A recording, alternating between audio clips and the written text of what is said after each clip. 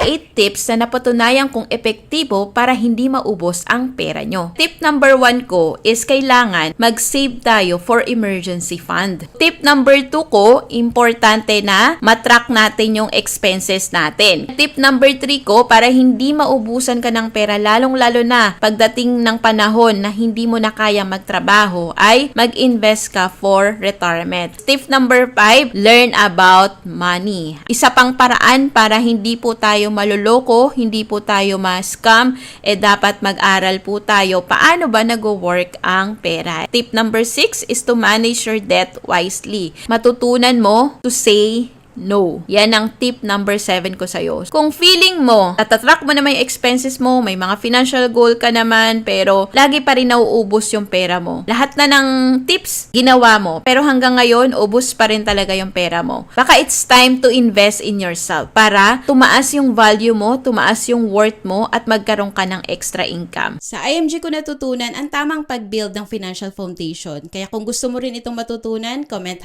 #ipon below para mabigyan kita ng access sa aming free webinar.